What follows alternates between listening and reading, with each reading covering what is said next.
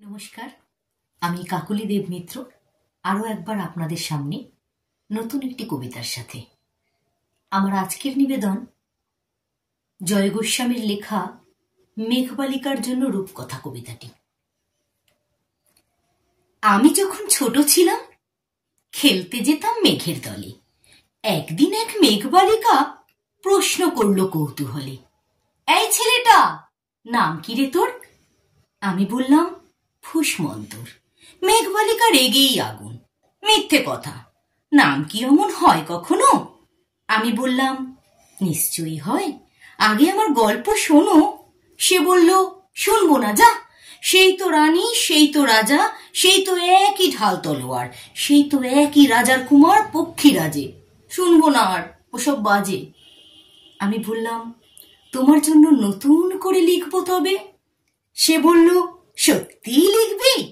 বেশ, তাহলে মস্ত করে লিখতে হবে, মনে থাকবে, লিখেই কিন্তু আমায় দিবি। আমি বললাম, তোমার জন্য লিখতে পারি এক পৃথিবী।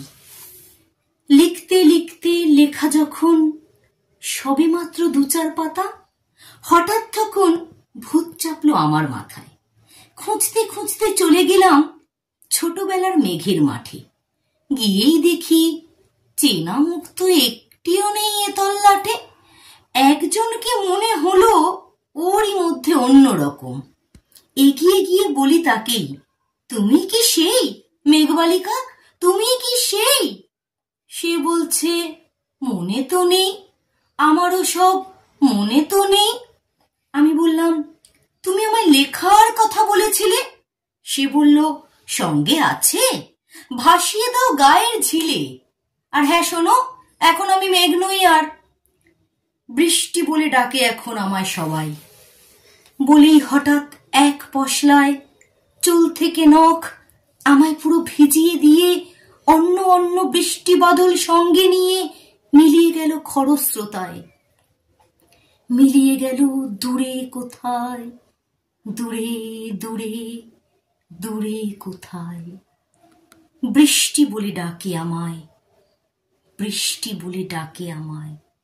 আপন মনে বলতে বলতে আমি কেবল বসে রইলাম ভিজে একসা কাপড় জামায়।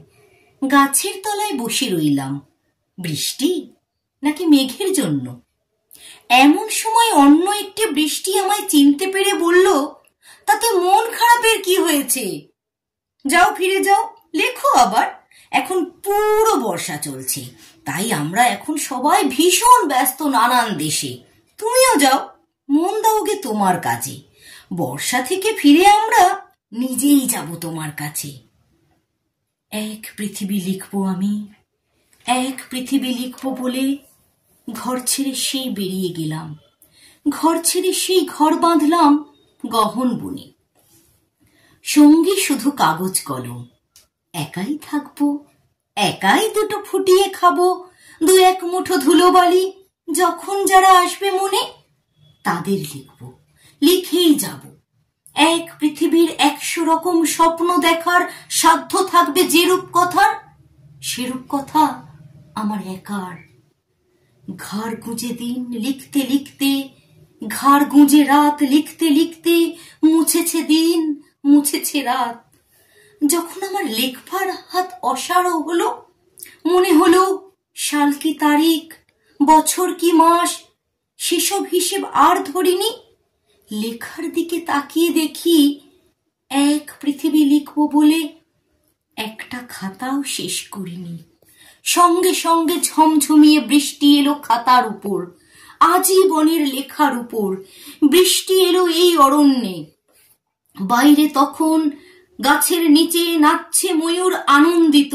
এ গাছ ও গাছ উড়ছে পাখি, বলছে পাখি, এই অরণ্যে কবির জন্য আমরা থাকি। বলছে ওরা, কবির জন্যে আমরা কোথাও, আমরা কোথাও, আমরা কোথাও হার মানিনি। কবি তখন কুটির থেকে তাকিয়ে আছে অনেক দূরে। বনের পরে, মাঠের পরে, নদীর পরে, সেই যেখানে সারা জীবন বৃষ্টি পড়ে, সেই যেখানে কেউ যায়নি, কেউ যায় না কোনো দিনই। আজ সে কবি দেখতে পাচ্ছে সেই দেশে সেই ঝর্ণা তলায় এদিক ওদিক ছুটে বেড়ায় সোনায় মোড়া মেঘ হরিণী, কিশোর বেলার সেই হরিণী। নমস্কার।